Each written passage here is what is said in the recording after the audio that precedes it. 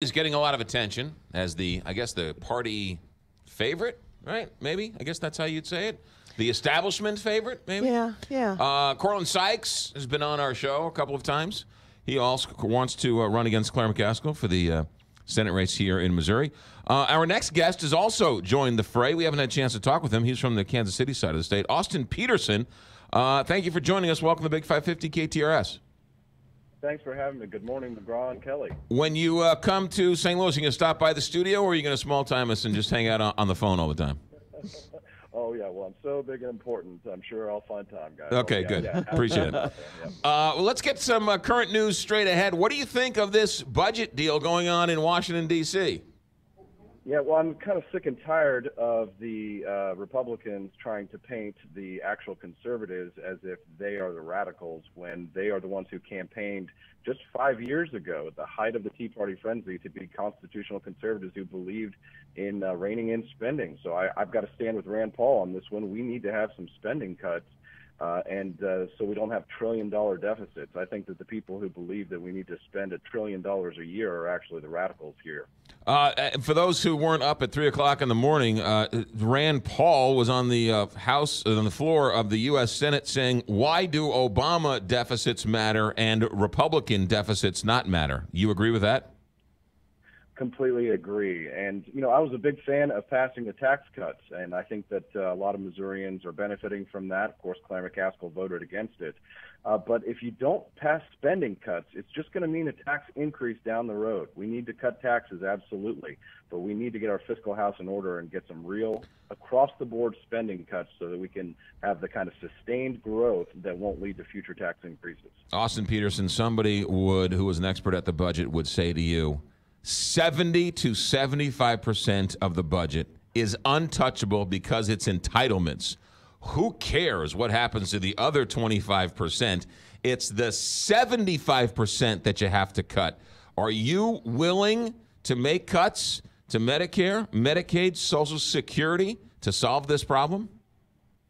Yes, and I think that you don't have to come in with a sort of a hack and slash approach. There are a lot of very reasonable reforms that could be made to get the fiscal house in order. One of the really simple ones I think you could institute is just raise the retirement age for Social Security, just 2 to 4 years. It wasn't originally intended to be a welfare program that lasts 15 years at the end of your life.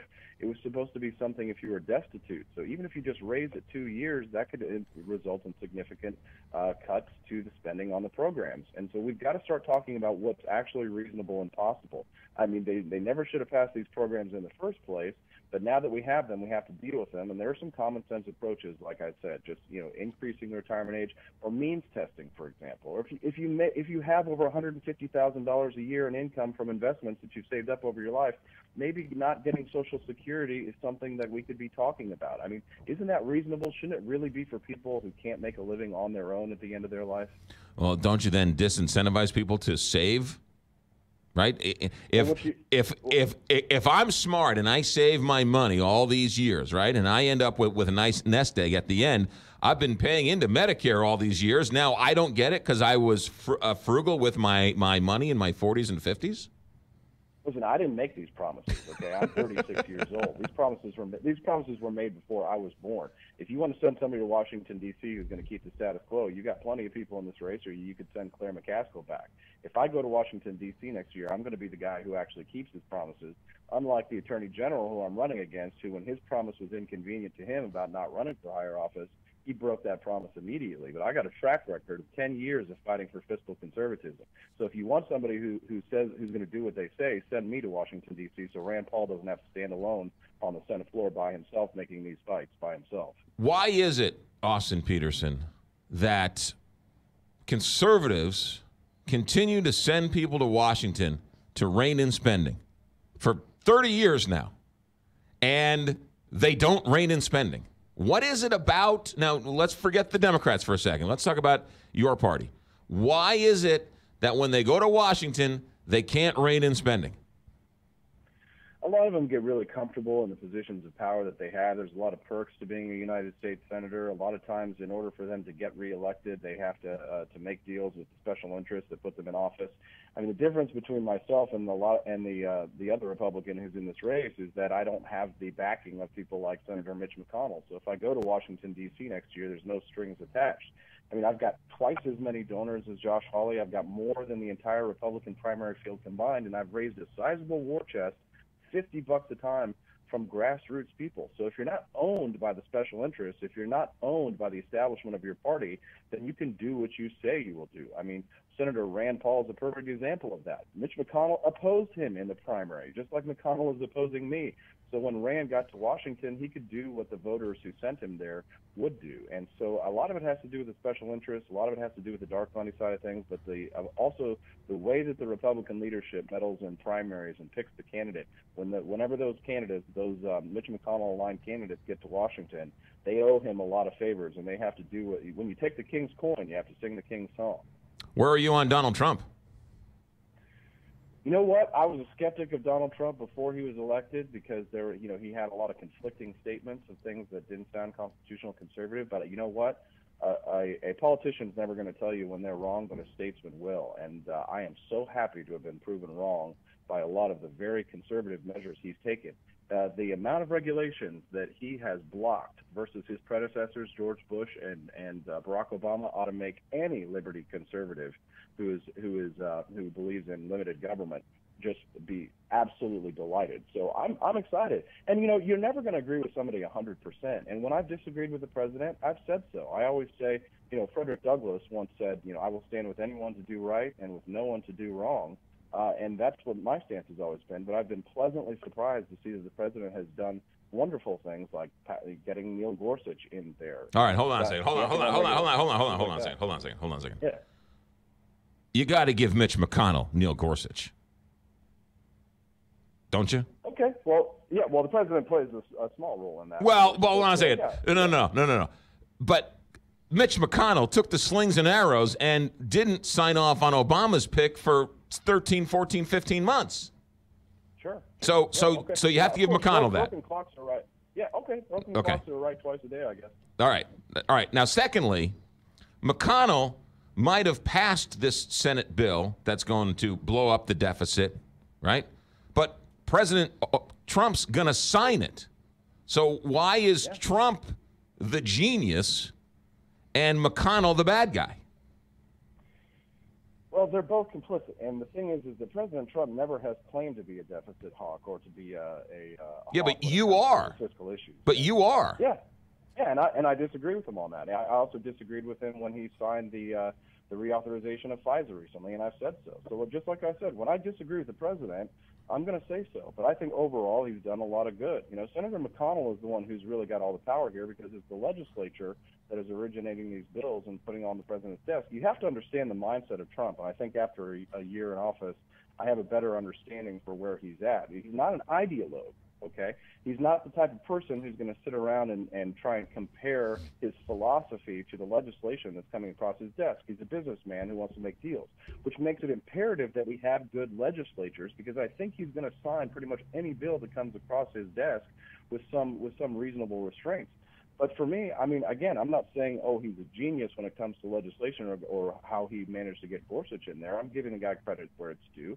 And, yeah, when McConnell does something right, I'll give him credit where it's due. But, frankly, I'm focused on what I'm trying to push, legislation that I'm for, and that's really what I'm focused on, so I can serve the interests of the citizens of Missouri, not just the personalities of one or two people in Washington.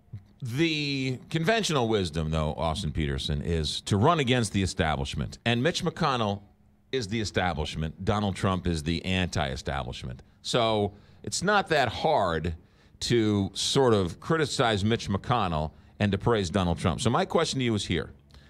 Give me something that you believe that is unpopular within your party. That's a really good question. Well, probably the first one is that I am in total opposition to the current approach that we have to criminal justice reform.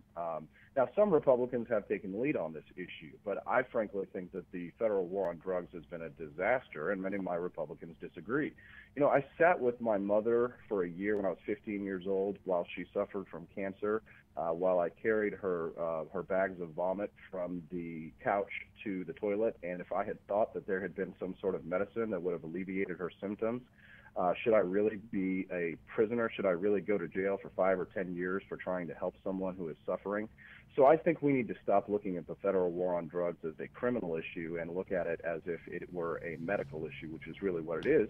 And we need to look at a constitutional approach to it. It doesn't need to be a federal issue. It should go back to the states. So that's probably something where my fellow Republicans would disagree with me on, but I happen to think that we didn't have proper constitutional authority for it, and frankly, we need criminal justice reform. So you're in favor of legalizing medical marijuana? I'm in favor of letting the states decide, right? Somebody the other day at a Republican meeting was like, Austin, so you think people should smoke marijuana? And I'm like, no, that's not what I'm saying.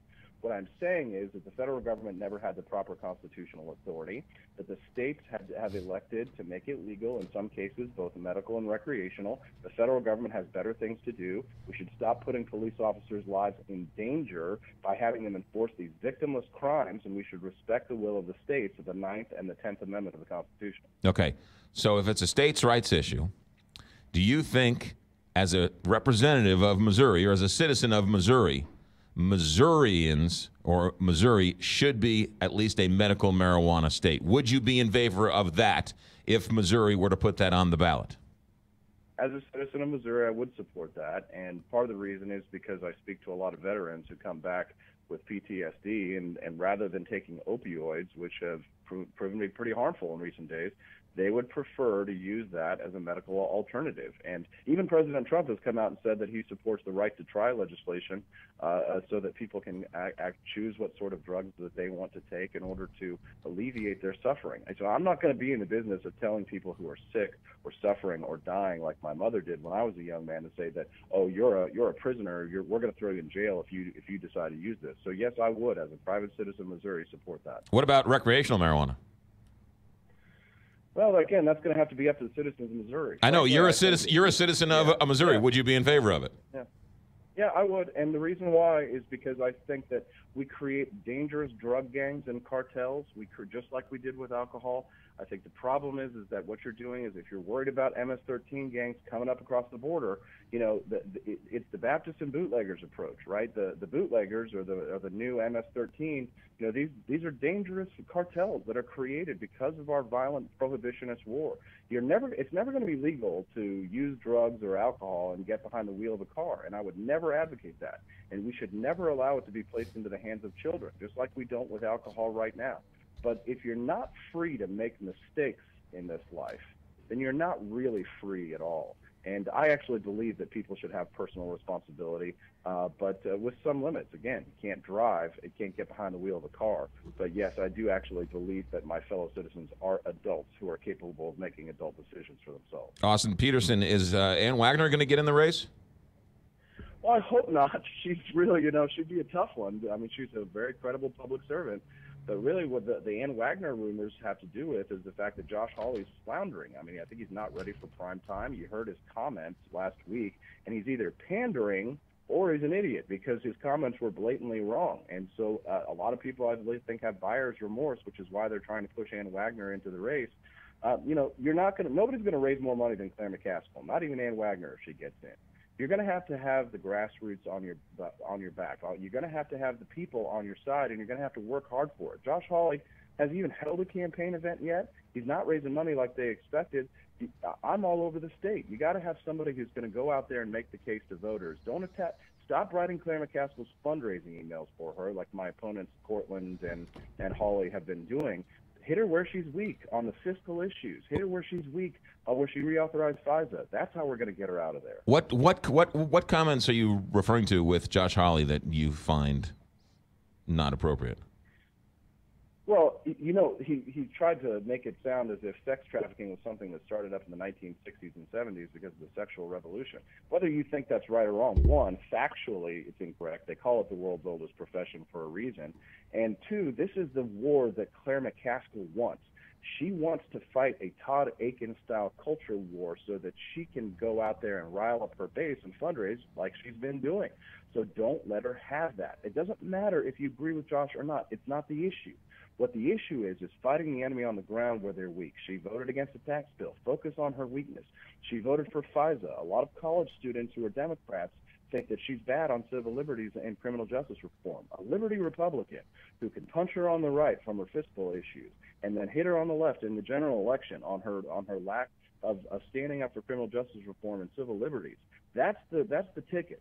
But when Josh Hawley goes down the Todd Aiken route, he's giving her the fundraising emails. He's riling up her base. And did you know, McGraw, did you know women actually can vote? Did you know that they have opinions? They actually show up to vote too.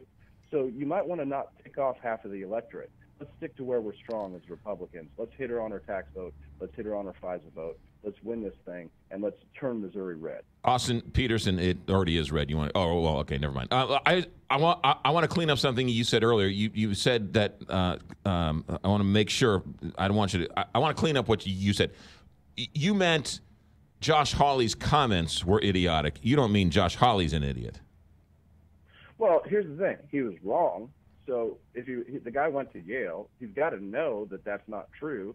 So is he pandering? Do you think? Do you think he's pandering? You called him an idiot. That's pretty harsh language. You mean his comments might be incorrect. You don't really mean to call him an idiot, do you?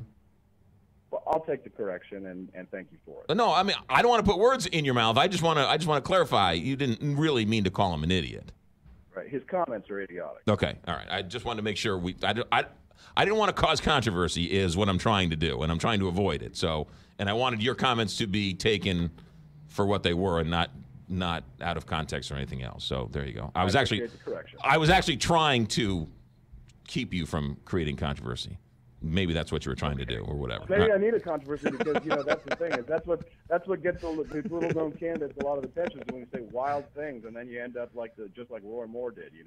We don't need to go down that path. We need to stick to the issues and let's go after Claire. At the end of the day, we're all going to have to work together, McGraw. So again, thanks so much, Kelly. Thanks so much. You guys are doing a great job, and I'd love to see you when I got us synced. You're always welcome here, sir. Thank you for your time. Austin Petersen going against Josh Hawley.